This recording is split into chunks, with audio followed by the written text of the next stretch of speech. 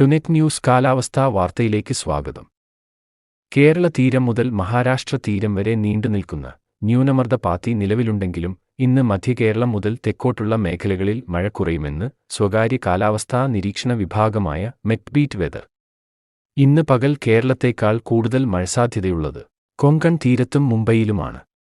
വടക്കൻ കേരളത്തിലും കഴിഞ്ഞ ദിവസങ്ങളെ അപേക്ഷിച്ച് മഴ കുറവായിരിക്കും. മധ്യകേരളം മുതൽ തെക്കോട്ടുള്ള മേഖലകളിൽ നിലവിൽ പടിഞ്ഞാറൻ കാറ്റ് തിരശ്ചീനമാണ്. ഇതുമൂലം വൈകുന്നേരം വരെ ഇവിടെ മഴയുടെ ഇടവേള ലഭിച്ചേക്കും. വടക്കൻ കേരളത്തിൽ വെയിലും മൂടിക്കെട്ടലും മാറി മാറി വരുമെങ്കിലും വൈകിട്ടോടെയേ മഴസാധ്യത കാണുന്നുള്ളൂവെന്ന് മെറ്റ്ബീറ്റ് വെതർ പറയുന്നു. ഇന്നലെയും വടക്കൻ കേരളത്തിൽ പകൽ മഴയ്ക്ക് ദീർഘമായ ഇടവേള ഉണ്ടായിരുന്നു. കാലവർഷക്കാറ്റ് സജീവമാകുന്നത് മംഗലാപുരം മുതൽ വടക്കോട്ടുള്ള മേഖലകളിലാണ്. അതേസമയം ബംഗാൾ ഉൾക്കടലിൽ അടുത്തയാഴ്ചയോടെ ന്യൂനമർദ്ദം രൂപപ്പെട്ടേക്കും.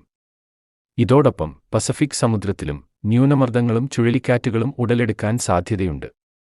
ഇത്തരം അന്തരീക്ഷ മാറ്റങ്ങൾ കേരളത്തിലും കാലവർഷത്തെ സജീവമാക്കുമെന്നാണ് മെറ്റ്ബീറ്റിന്റെ വിലയിരുത്തൽ. അതുവരെ കേരളത്തിൽ മഴയുടെ ഇടവേള തുടരുമെന്നും മെറ്റ്ബീറ്റ് വെതർ അറിയിക്കുന്നു. കാലാവസ്ഥാ വാർത്തകൾ കൃത്യമായി ലഭിക്കാൻ ചാനൽ സബ്സ്ക്രൈബ് ചെയ്യുക. നന്ദി.